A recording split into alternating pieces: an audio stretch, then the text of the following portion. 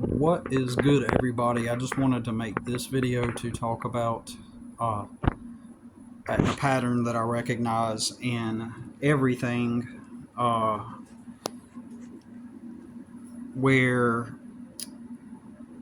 there anything good always seems to have an equal not scratch that, erase. Everything good paradoxically seems to have something significantly bad coded within it in order to turn me off from it or away from it, right? And I noticed this pattern where these things are not general, but it may be general too, but I'm not. In this instance, I'm talking about specific things related to myself, okay, and maybe you can point out something that you see in your reality experience. Maybe you can point something out, right, that that you see that um, well, let me get into it. Okay, so for example, for example, uh, Silver Sun pickups, great music, awesome music, and their music kind of reminds me of this cyberpunk spiritual adventure. Like their songs just have that, seem to flow with spiritual overtones and undercurrents, or whatever kinds of words you want to describe. They seem like they are the soundtrack to a movie, um, and like you've been through like a bunch of crap, but you finally got through it, and you're like the action adventure hero in this movie, right? And that's what their sound like. I mean, I can name tons of songs by them, like Ragamuffin. Uh, if you listen to that, it sounds like you've been on this. It sounds like, like an epic journey that someone is on. Waiting on my son to.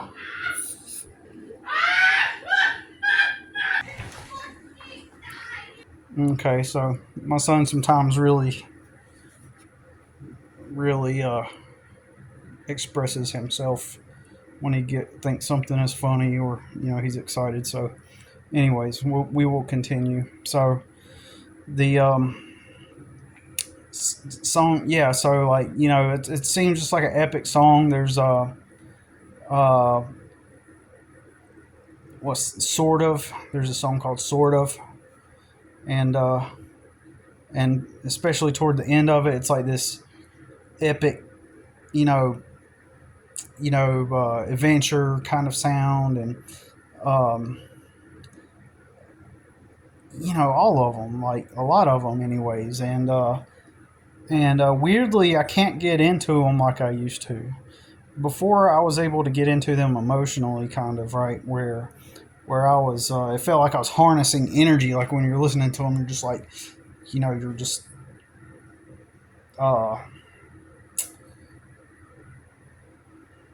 yeah. I mean, I'm just trying to think of the best words to explain, but now I can't get into them like I did, because I don't experience like that uh, Silver Sun Anamoya, what I call my stint of Anamoya that I experienced, that seems like a spiritual experience, uh, without getting into that whole story. And Silver Sun pickups were in the beginning of the backdrop of that experience.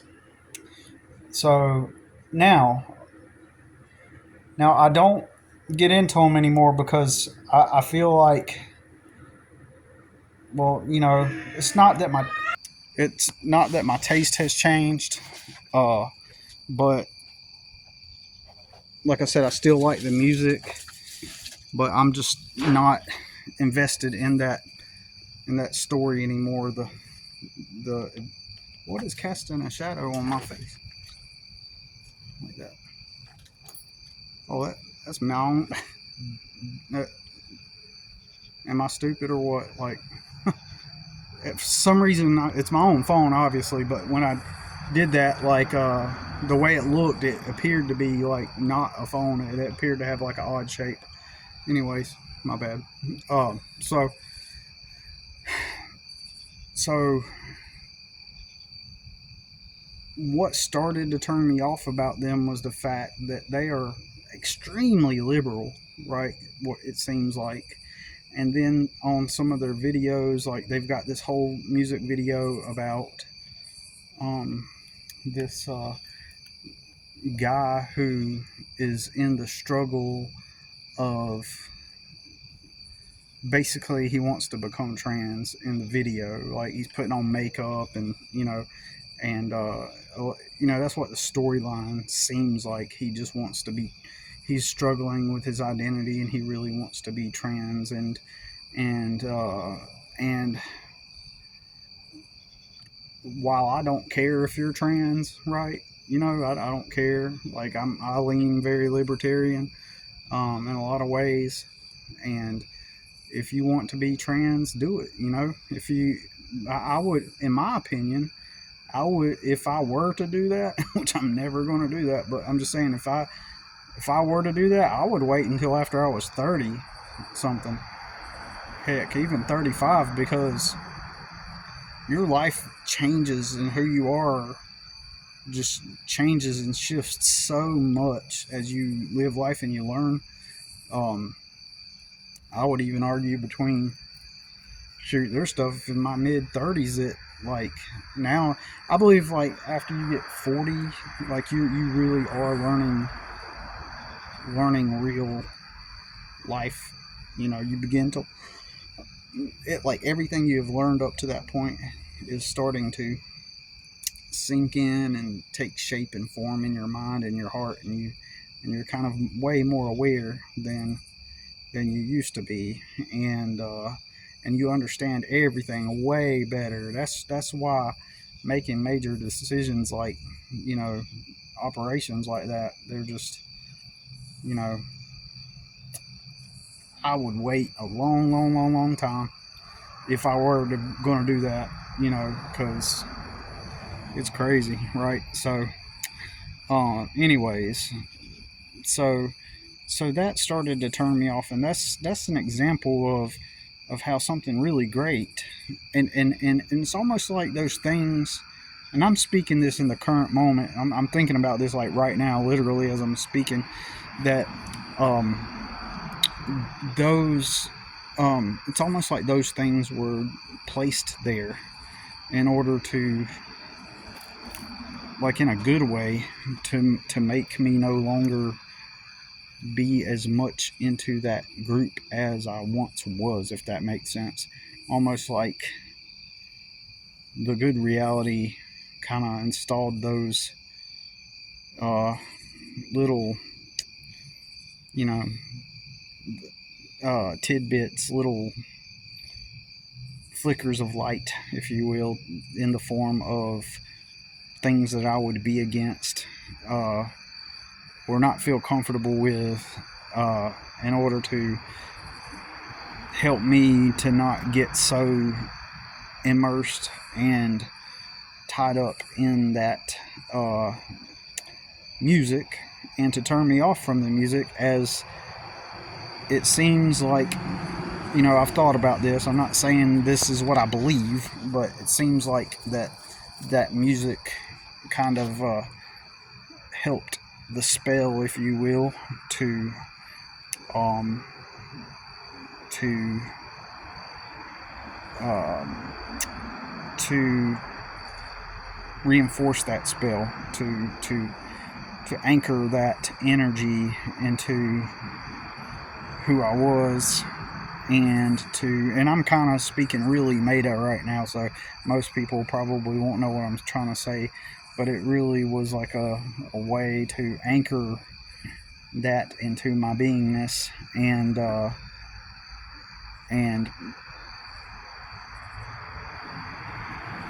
while when I think about that other timeline, okay, really speaking meta here, uh, while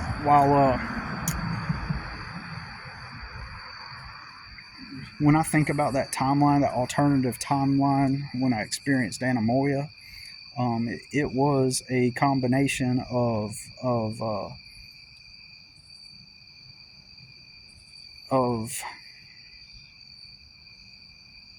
a lot of spiritual things that I was exploring and trying to make sense of spiritually, and there was, oh, there's a word for this and I can't remember it.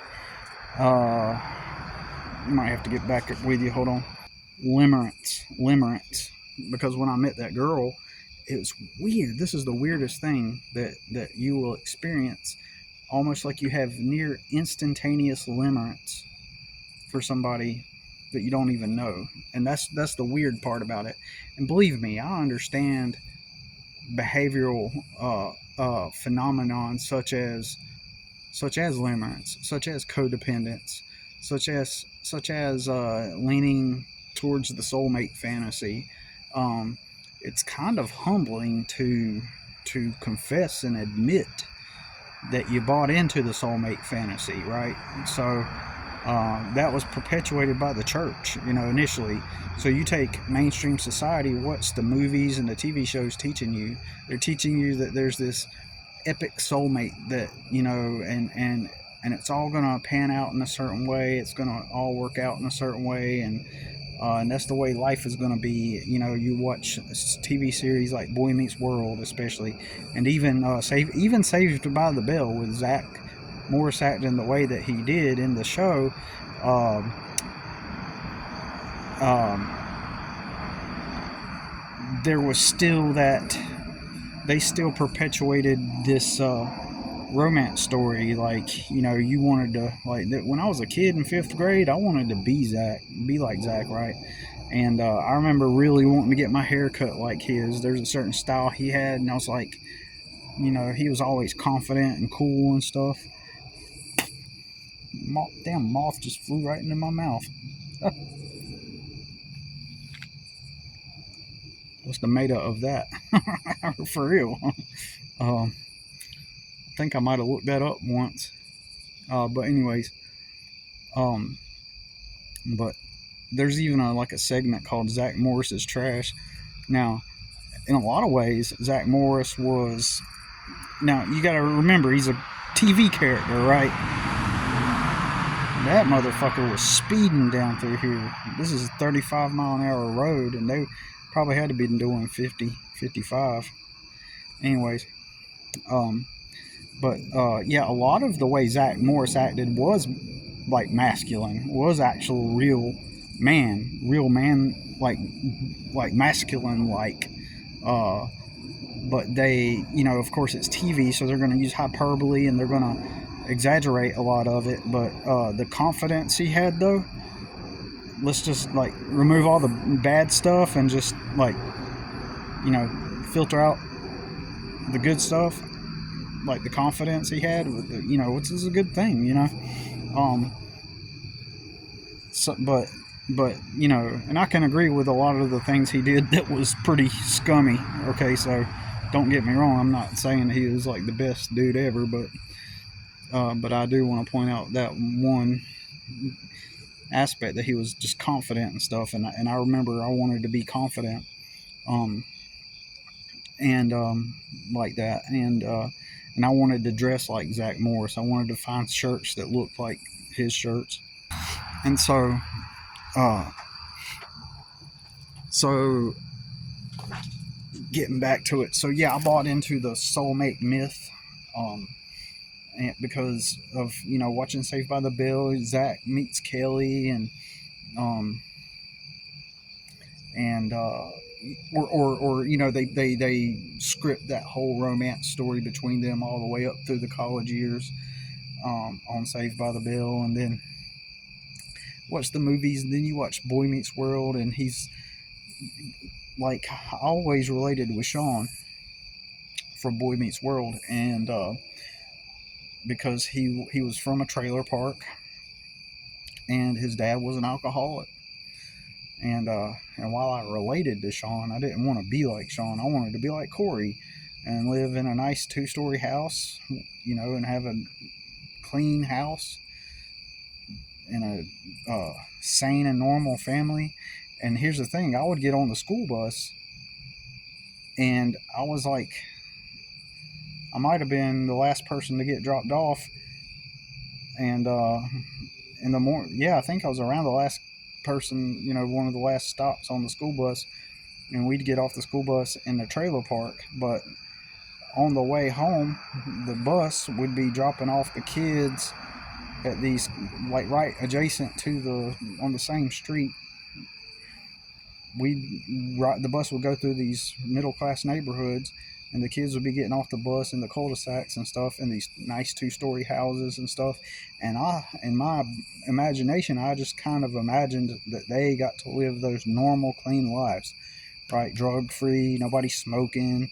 You know, I used to think that, you know, and because I just wanted to escape my reality. So I'm kind of thinking that everybody is like living kind of like this Boy Meets World type of life in some sense, you know, in some way. Like, at least in my mind, I thought that, you know, because they lived in those houses, that meant that they were clean and they were sane, and that they did not have all the dysfunctional drama, like the same type of stuff that I was always experiencing in my, you know, experience. Because in the trailer park, it was always just drama, drugs, people drinking, getting drunk, smoking cigarettes, and I just did not believe that all of that went on in the cul-de-sac houses, like in the nice 2-story houses. Weirdly, when Boy Meets World first came out, my sister and I watched it, and this is a weird fractile, right? There was a housing, there's a street with a bunch of 2-story houses on it, and there's this kid that was my sister's age that got on the bus, and he looked like Corey from Boy Meets World, and he had the curly hair, and his name was Pat Amato, and he had the curly hair, like just like what Corey did, and you know, about the same age, and so we would always call him Corey from Boy Meets World, and he lived in a 2-story house, you know. It's like, anyways, but he was like, right before they dropped us off in the trailer park, they dropped him off, right? And I remember going to his house 1 or 2 times, but we never really became that close of friends. But anyways, so but yeah, like, you watch shows like that, and then it makes you believe that that you're gonna meet a Topanga, and it's all gonna come together. And you watch all these shows and movies, blah blah blah. I could just go on and on, right? All of them do the same script. You're gonna find the soulmate. You're gonna find this special person. You're gonna get married, and blah blah blah. And I even used to watch like the Muppets, right? The Muppets Take Manhattan, and then Kermit and Miss Piggy would get married, right? And so that kind of stuff indoctrinates you to want, you know, to experience something so glorious and awesome, right? Like that. But I was really young then, though. You know, I was a really younger kid when I was watching that. So, and they make it to be this like glorious, like the pinnacle of all and everything that you can experience, right? And I guarantee you, a lot of people watched the Muppets Take Manhattan, and they literally get that imprinted into their programming to think that that is the pinnacle of happiness, you know, because TV programs do just that. They program you. And now everybody can try to say, oh, well, hey, it doesn't affect me. Oh, but that's just scientifically not even true, right? It does affect you. Programming does affect you, right? Especially when you're young and your brain is malleable, it's very much going to affect you in a lot of ways. It doesn't affect everybody in the same way, but it doesn't have to affect everybody in the same way. It just has to affect enough people for it to have a large, widespread effect. It just has to have enough people, right? And if you're growing up with parents that don't take care of you and you don't have love in your home and you see that on TV, it's definitely going to affect your perception of reality. Okay, so uh, yeah, I have to humbly admit that I fell for that programming, obviously, and so then you go and then at age 15, I start going to church, right? And what is the context? The context and the whole dynamic is I live in a shitty trailer park with a bunch of people smoking cigarettes all the time, doing alcohol, drugs, everything. And I want to escape that reality, right? So up until that point, at age 15, I had this idea in my mind of what a southern small town is. And people that go to church, once again, I'm projecting this out on the people.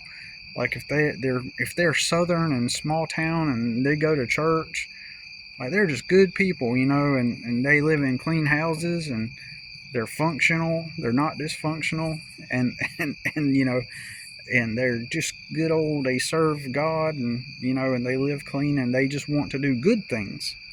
They want to be good, as opposed to how I grow up around all the bad things.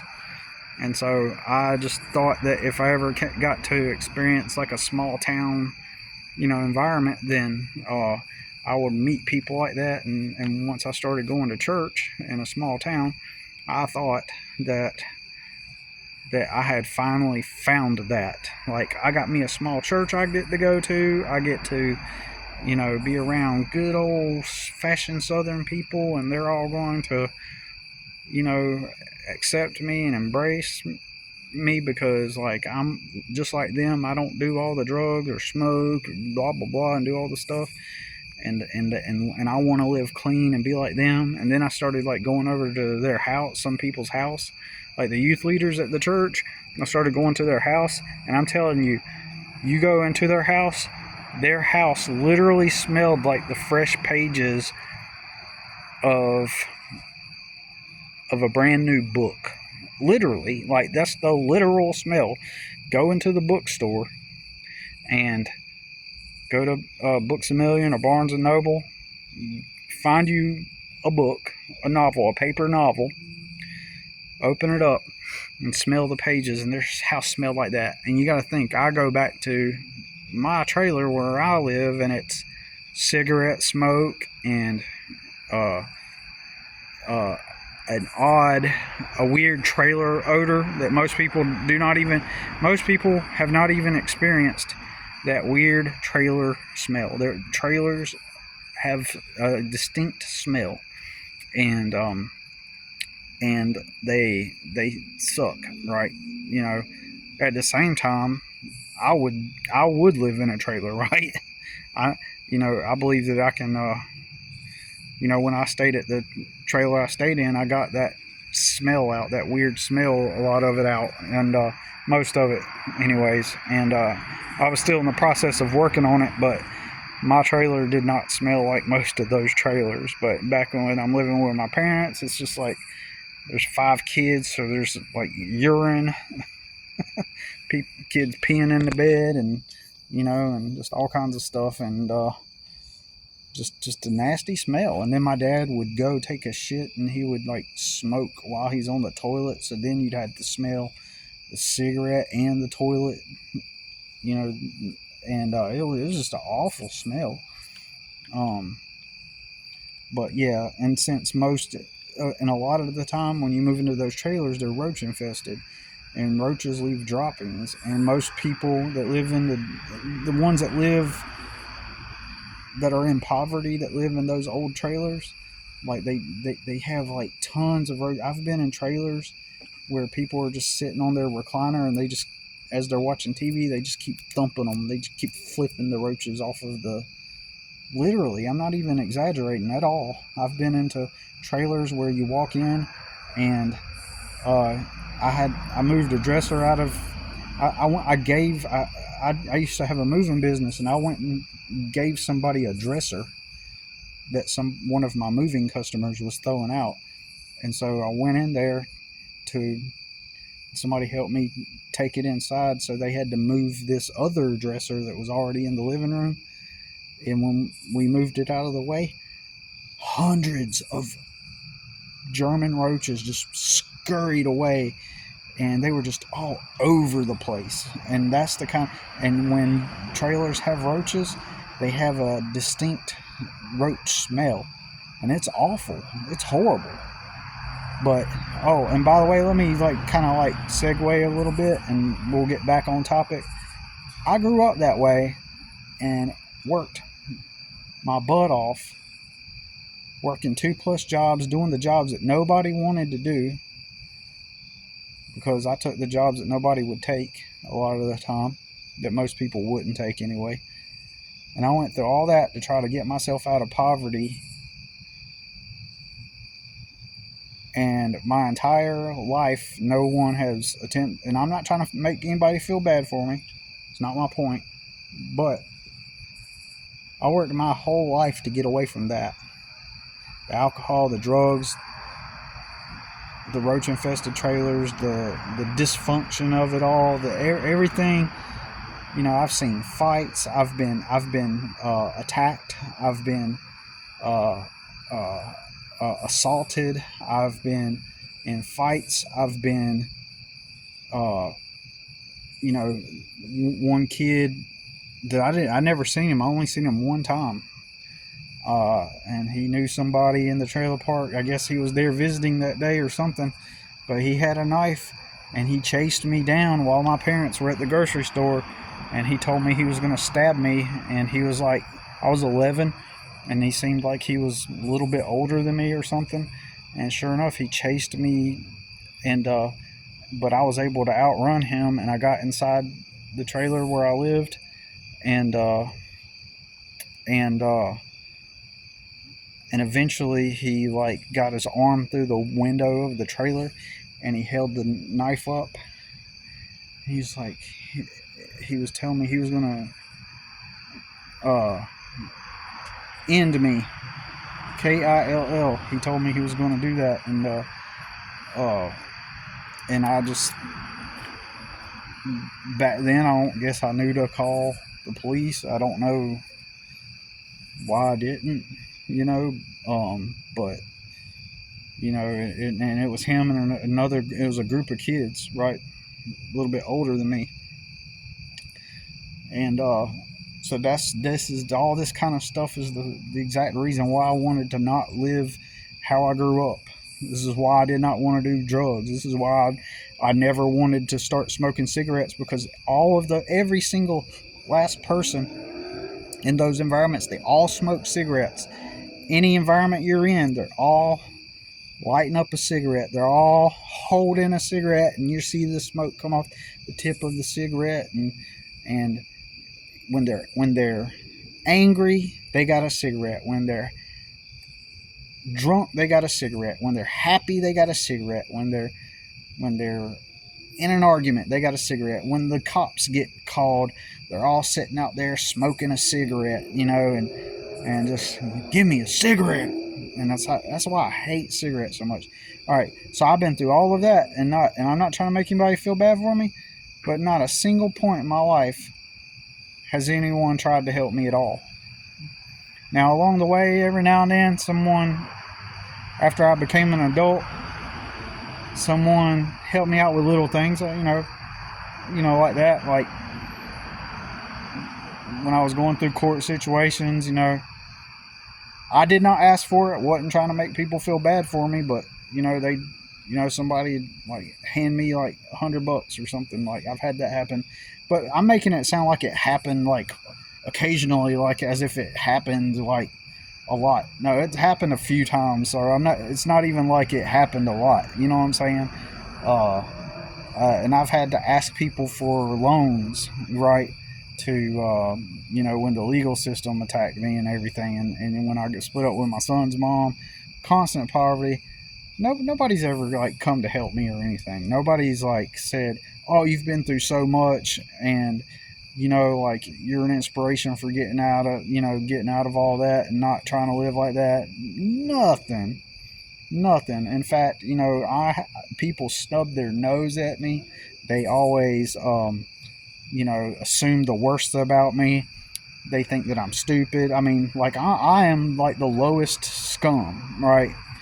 But if you goddamn go on the internet and after you've lived with your mom for 35 years and you play video game, do nothing but play video games and smoke weed, you got a place to live, you got a bed, you got a bedroom, you get mom's food, all the money that you work for, you get to save and spend it on weed and then play your video games after work.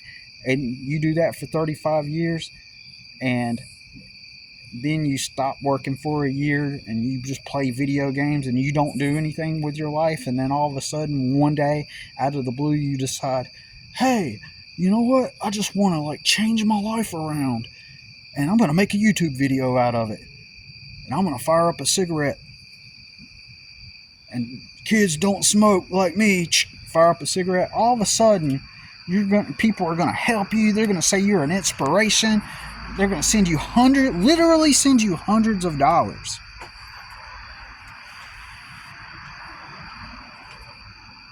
And people want to get in the comment section and tell me that that is not absurd.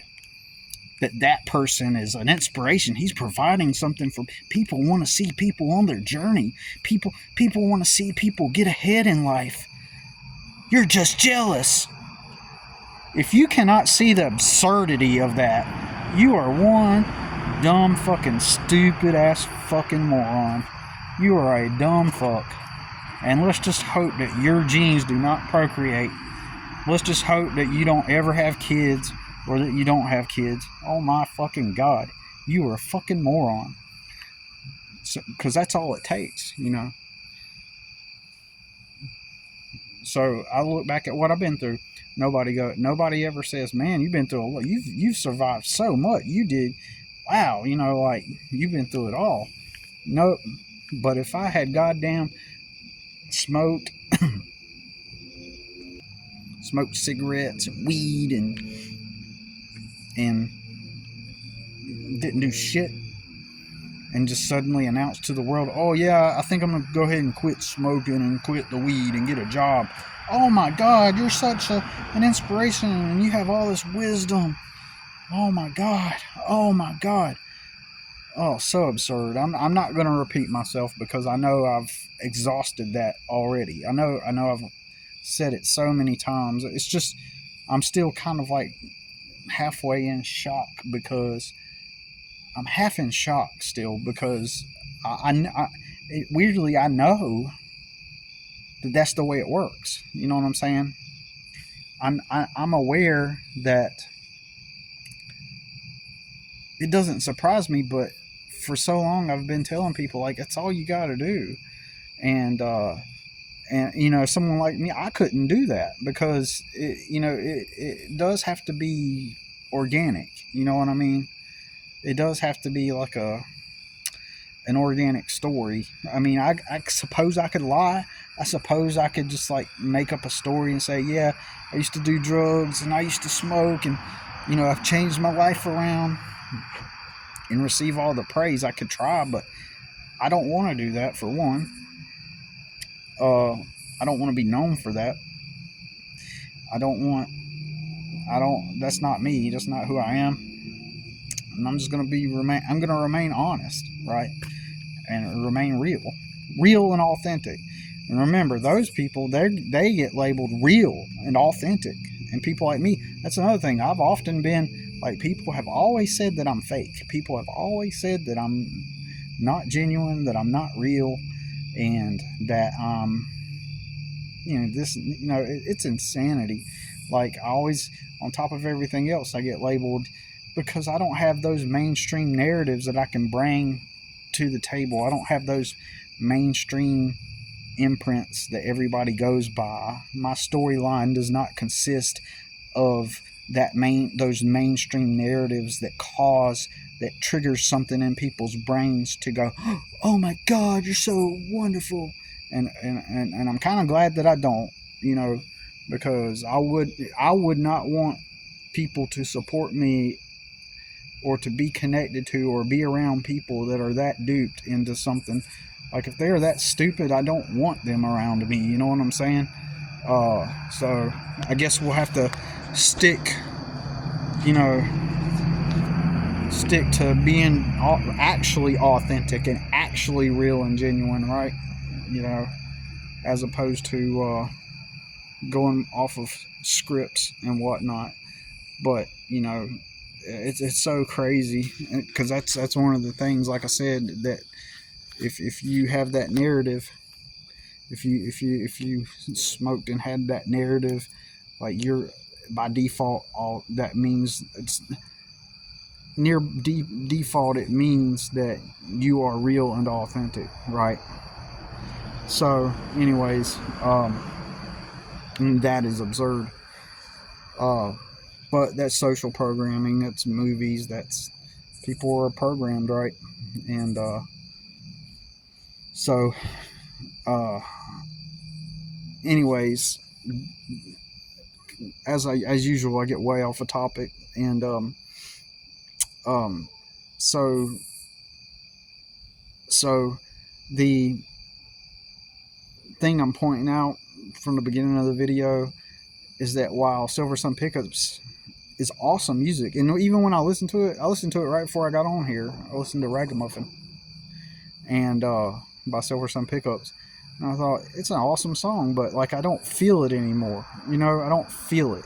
If I do feel something now, I love, like, I like to listen to Crash Test Dummies. I like listening to Afternoons and Coffee Spoons by Crash Test Dummies. I like to listen to just their sound is just upbeat and positive, and I like listening to it. And of course, everybody, or people like myself, and I don't. Everybody's different, but I go through different phases where I go through different times where I like to listen to certain music. Like, I still love Guns N' Roses, right? But um,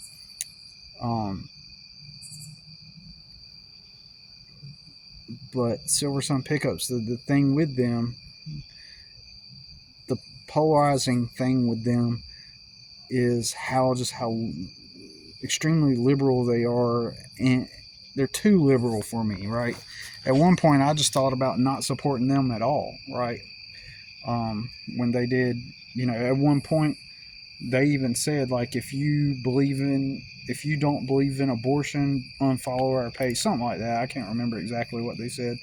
Like, they were like, if you don't believe in abortion, then we don't want you as a fan, or something. I can't remember. Something. It was pretty strong messaging. Like, we don't give, and I respect that they have that opinion, but that doesn't mean I have to like them, right? But their music is still awesome, but I just can't get into it. There's that,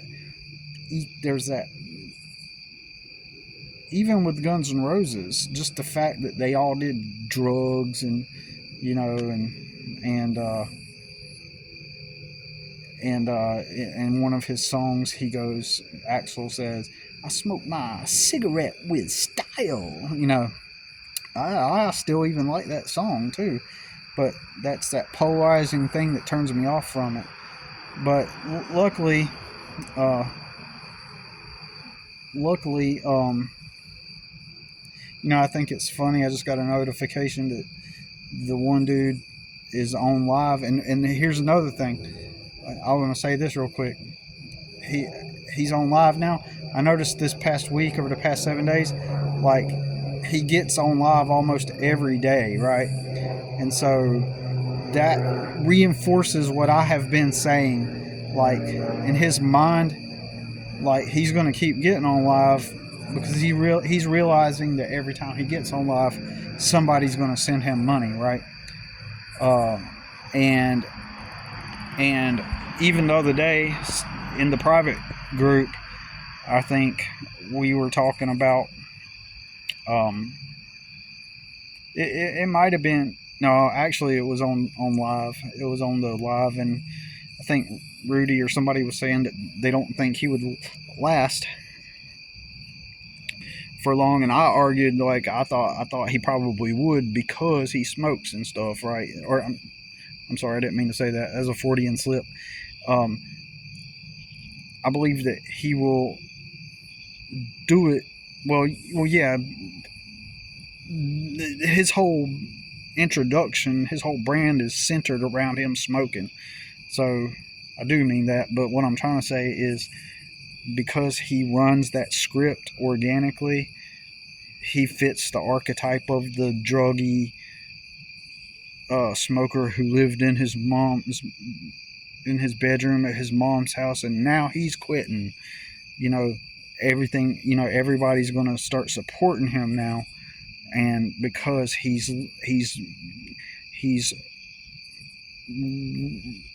not regurgitating, but he's operating from the script that makes people, you know, blindly believe and support you because he's following that archetype, that mainstream archetype, that storyline, and he's acknowledging he needs to change that. So he's going by a script, and so in my opinion, if he keeps it up where he's like going live every night, like this is a new phenomenon I've noticed over the past week.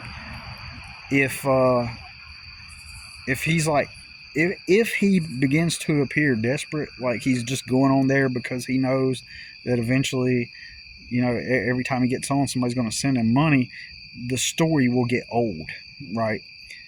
Because he's not trying to offer value. He's just on there to talk and say stuff about, you know, whatever he philosophizes about.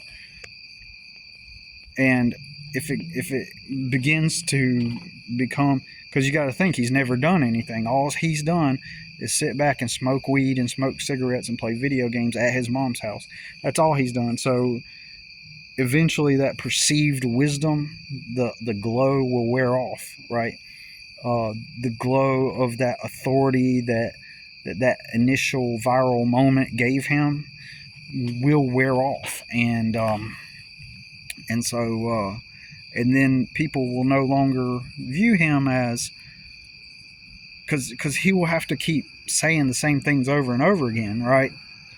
You know what real, if that's all you've done your whole life virtually, what kind of worldly wisdom have you even actually gained that you can impart onto people? But then again, we also live in a day and age where none of that really matters, and the only thing that matters is brand and how you are perceived and how people perceive you. And you can just, I don't know, but I mean, if you have a viral moment like that, you know, obviously you want to not get in the mindset of, ooh, I'm going to keep doing this and monetize.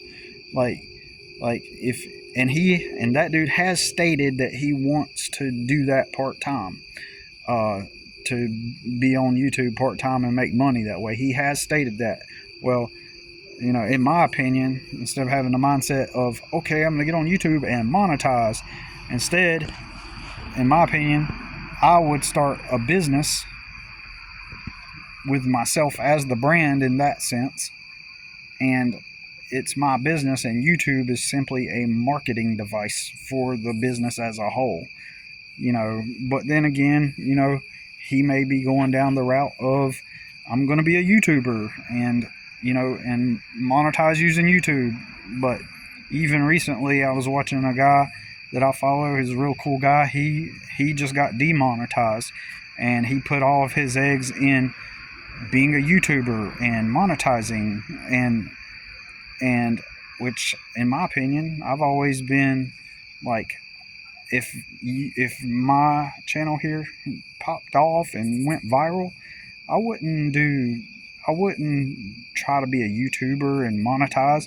I would make a business out of the brand, right? Out of the Stardust Simulation brand. I would leverage the viral moment to make Stardust Simulation a brand in and of its own, where it wouldn't even be reliant on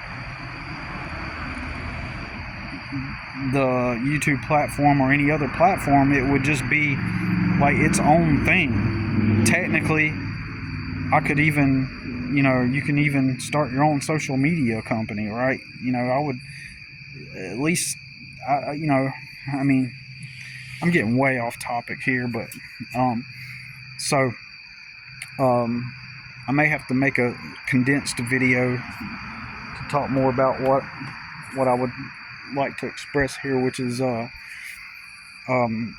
how what initially I wanted to talk about in this video anyway was how everything has a polar negative thing to it. Everything good.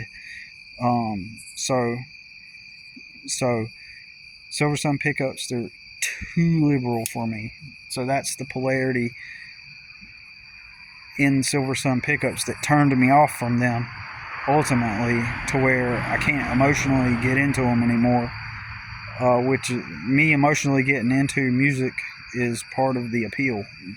Like, I want to get emotionally immersed into the experience of the music, being an artist myself. That's part of what I enjoy about music, is being emotionally immersed into it.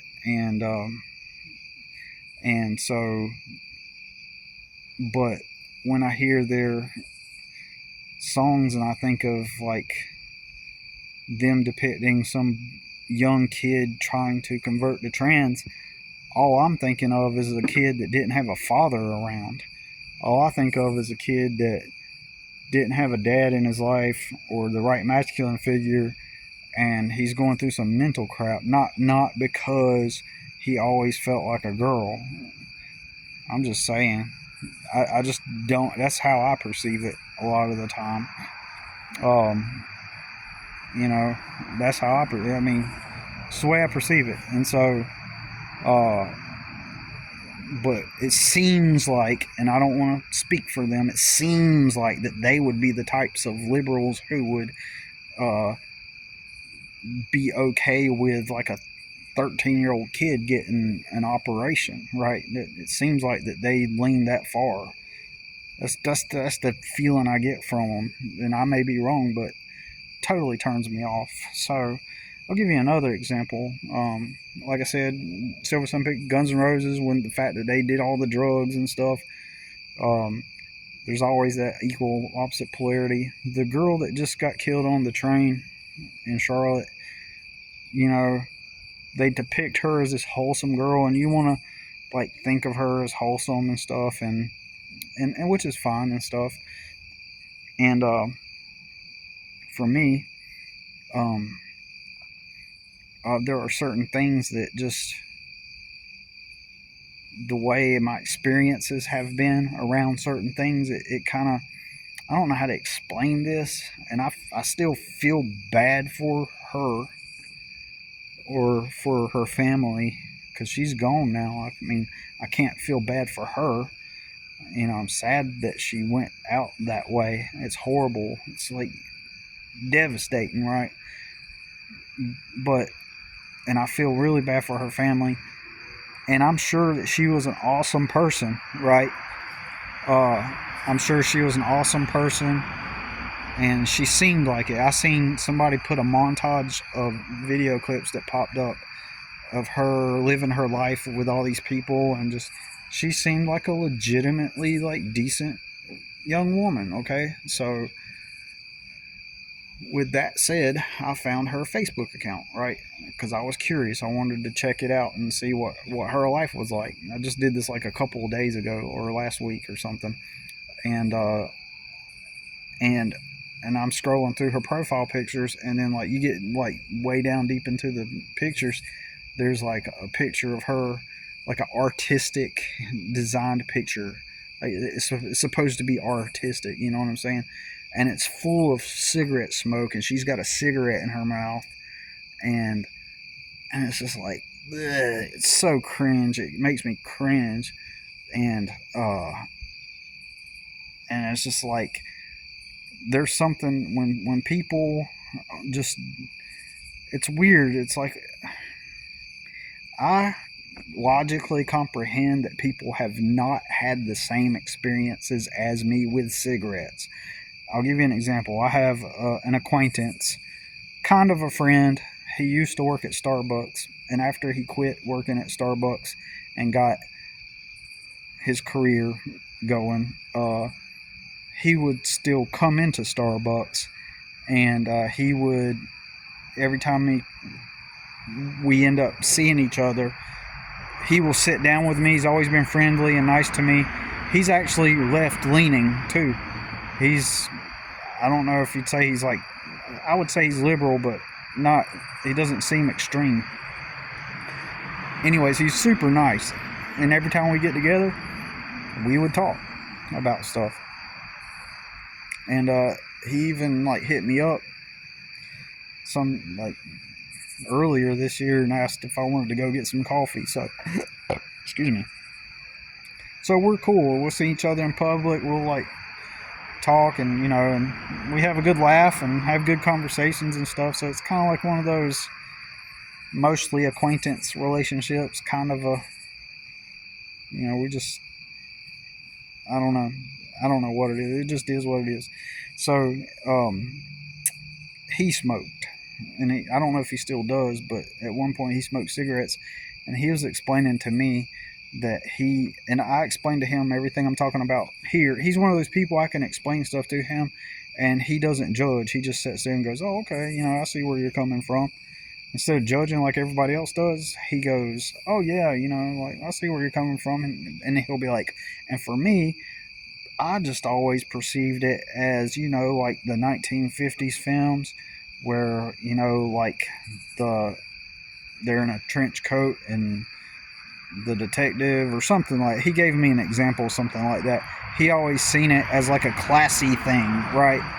Like like like in the movies where the movie characters smoking, and it's like a classy thing, and he has always perceived it that way, right? And so um he never had this experience of cigarettes in a negative connotation like the way I have always had. Like, all my experiences with cigarettes have always been 90 95% negative. And so I have the ability to logically comprehend that not everybody is going to have the same experience as me, and that they're not going to judge the cigarette in the same way I do or look down on it in the same way I do. And they're not going to have that negative gut the reaction associated with it when they think of a cigarette. They're not going to look at a person smoking a cigarette and think anything negative about it. They might acknowledge, okay, cigarettes are not good for you, although you probably shouldn't do that. That's about the extent of it, you know. Um, but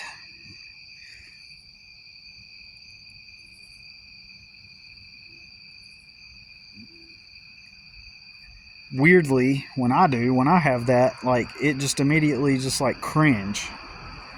So when I seen that girl's picture of her smoking the cigarette, and she's making the smoke go all everywhere, and it's just like, ugh, meh. I kind of like don't feel, I don't know how to explain it. It's just like, it's a turn off in the sense that now I'm going to think about that. You know what I'm saying? It's like in my mind, it's like, how can you not judge the cigarette? How can you just accept it as just a normal, regular thing when it's absolutely disgusting and it's bad for you? It gives you cancer, possibly emphysema. Stinks. It objectively stinks. You ever seen somebody put out a cigarette and most of it went out except there remains one little ember, and that little ember burns and it has this just rank, horrible smell, like the smell of the cigarette butt on your fingers, like the bent cigarette uh, in the ashtray with all the yellow coming up off of it, and the smell of the ashes. You ever smelled wet ashes? You ever smelled cigarettes in the garbage can with all the maggots? You know, on a sweltering day, you smell the smell, and then you smell the goo from the trash can mixed with the cigarettes. Blah. So gross. It's so gross. Cigarettes. Ugh. But again, I have to understand that most people don't have that similar experience, and to them, a cigarette is just this neutral item. Even despite knowing that it's not good for your health, most people just kind of view cigarettes as a neutral item. That's why most people will date somebody that smokes. There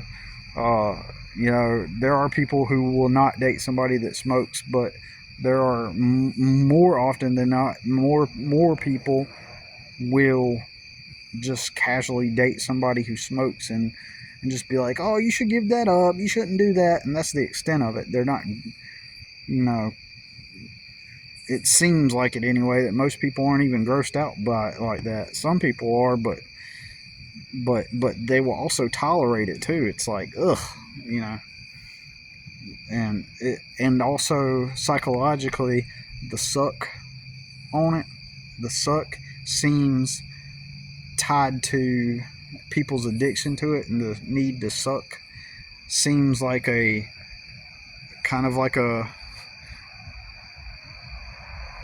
like a need to suck on the teat to be relieved, like a dependency, like codependency. It reminds me of all the dysfunction. Every time when I became aware of that, as when I was younger, about like Freud and the mother and all this stuff, right? Like, I always kind of seen that sucking motion as like someone who couldn't handle their shit, and so they need to suck. They need the relief because they can't handle it on their own. It's like a weakness. I perceive it that way, right? Of course, again, I've had so many bad experiences with cigarettes that that's just the way I experience it. So it goes beyond just, oh, they're nasty and they smell bad.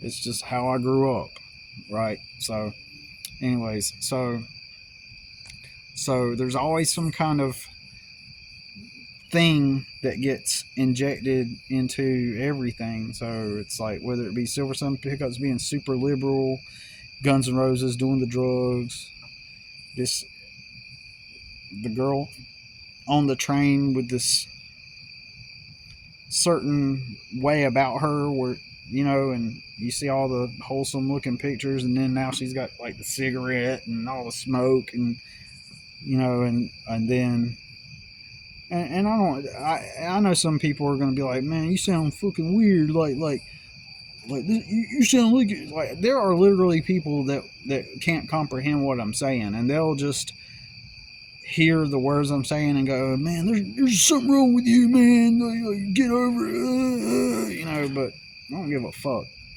That's my experience. It's not mainstream. It's not going to appeal to the masses or the mainstream, and more people. The only thing they're going to hear coming out of my mouth is, oh, well, you're just judgmental. So be it. Whatever. I mean, that's the life of the outlier, right? The life of the rogue. The life of the ones that don't buy into all of the systems and stuff. Anyway, so I just wanted to point that out. There's always something to taint things. There's always a polarity in things that just seems to kind of like show up within things. I wish I had more examples, but anyways, that's all I'm going to talk about for now.